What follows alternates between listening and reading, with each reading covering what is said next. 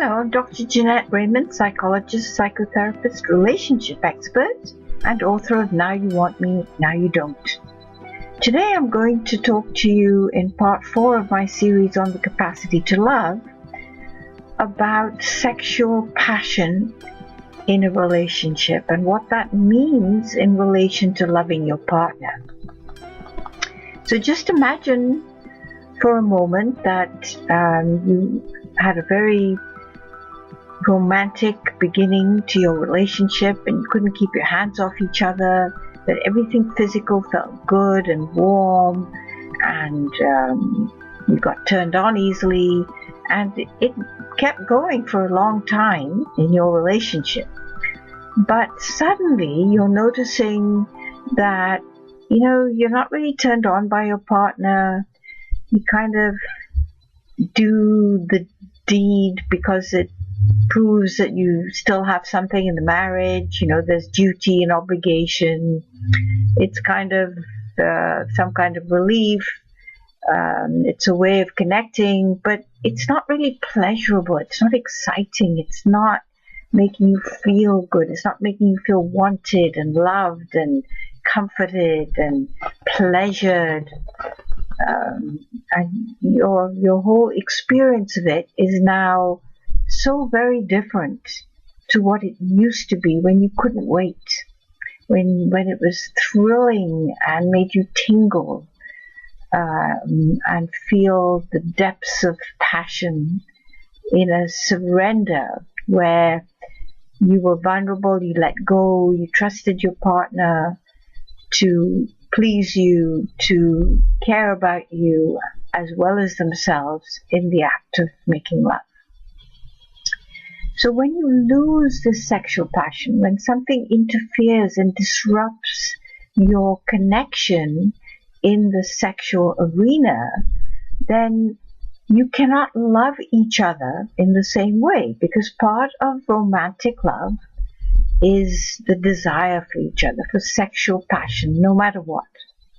So let's take our story of Matt and Jackie again, the couple that I've been using as an example to teach you about the capacity to love. You may remember that Matt is very clingy and he wants Jackie to keep proving that he's important to her by staying with her, not having a social life outside him. And on Jackie's end, she feels trapped and, she wants to grow and have friends, but is worried that she'll hurt Matt, and then she gets guilty and stays with him out of duty rather than desire. Well, the same thing was happening in the sexual arena, as you can imagine. So Matt often was so angry with Jackie because she seemed to have a life outside and she wasn't making him number one, that he didn't feel desire for her. He felt like he wanted to possess her and prove that she belonged to him via the sexual act. But he didn't feel passionate. It was a way of, saying, this is mine, and I can do what I like with it, and I'm going to do it right now. So he didn't really enjoy it. It didn't make him feel loved. It didn't make him feel wanted. It didn't make him feel pleasured and vulnerable and trusting and comfortable.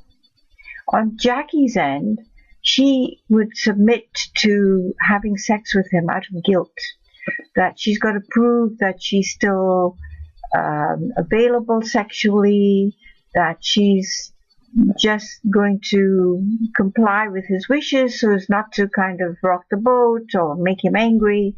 But she didn't feel any sexual desire either. In fact, most of the time when she was having sex, she would probably be fantasizing about someone else, maybe some celebrity or some person who was unavailable to her, but she was having the hots for.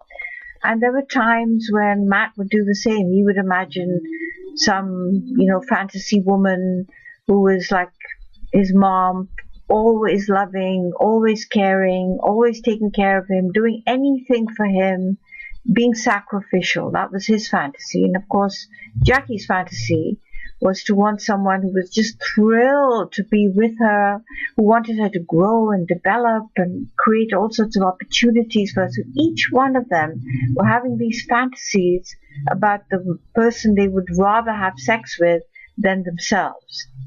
And this is one of the typical signs of boredom and disruption in the sexual connection within a couple. So Matt and Jackie were both considering their ideal partner as opposed to their real partner.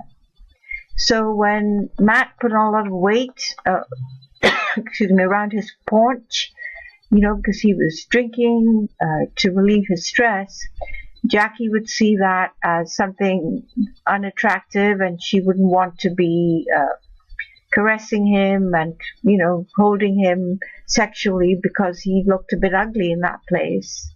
And, he was getting a bit losing hair. He was kind of, going through the aging process like we all do. There'd be the sagging skin here, a bit of fat there, a bit of baldness somewhere else. And on Matt's part, he was getting signals from Jackie that she was not trying hard enough to keep herself attractive to him.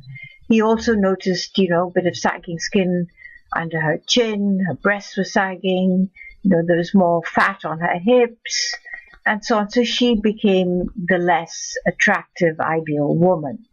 So what happens in a kind of situation like this, when the sex and the attraction is disrupted and each partner thinks of an ideal that really doesn't exist, they are not loving each other.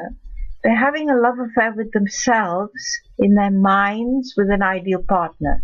So it becomes kind of narcissistic, and the sex is becoming a mechanical act that just doesn't do much other than relieve sexual tension or kind of have a pretend marriage on the go.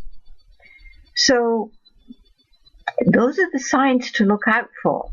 And it kind of makes them feel separate. They kind of start doing their own thing more often. They don't engage in joint activities. They don't look forward to being with each other. There's no hand-holding. There's no looking into each other's eyes. There's no knowing glances. There are no caresses.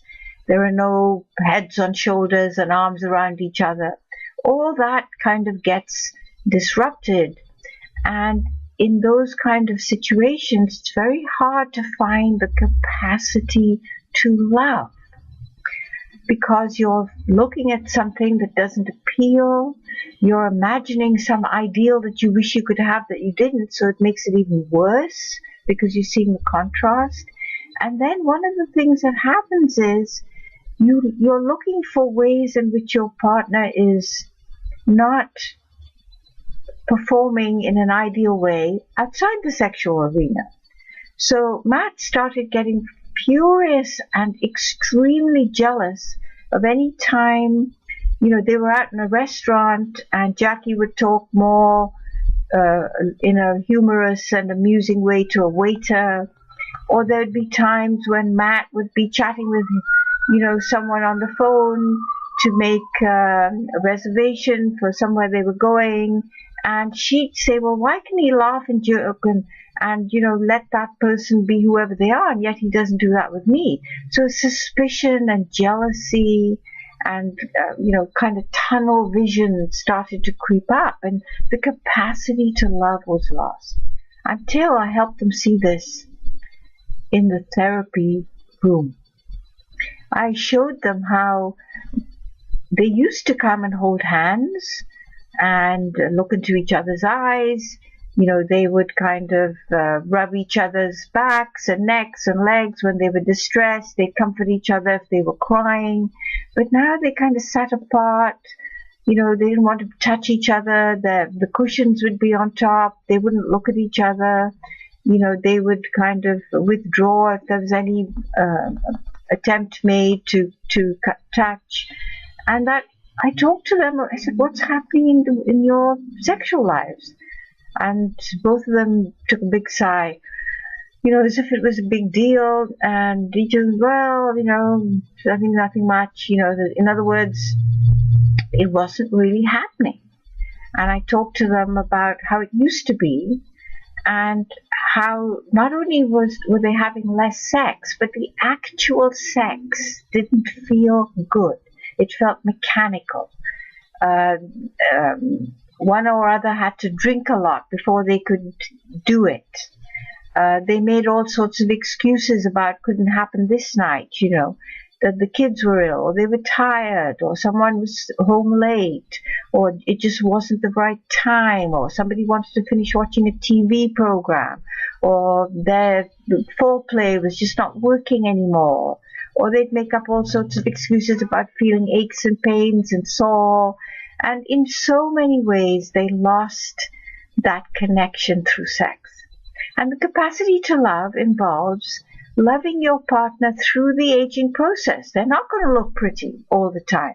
Maybe they will put on weight. Maybe they will get bored. Maybe they will sag. Maybe they'll have an ingrown toenail.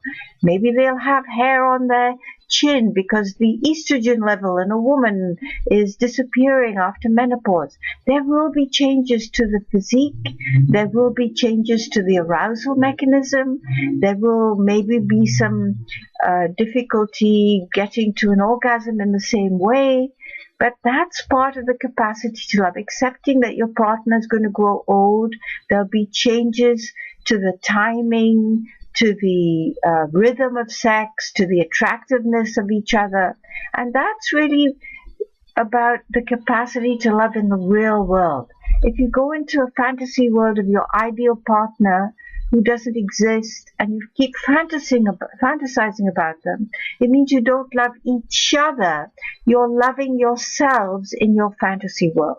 And what I helped Mac and Jackie do was to kind of look at each other and look at the things that had changed physically and be humorous about them. As much as Jackie had changed in her reaching her menopause and things that were happening to her physically and psychologically, so had Matt, and they both had to accept it. It wasn't just one of them. And they had to love that part of each other as they grew and matured and noticed and loved and cared for each other because of the changes, not in spite of them. Because Jackie wasn't going to be able to find someone who loved her as she grew older if she thought that was the only thing love entailed, and neither was Matt.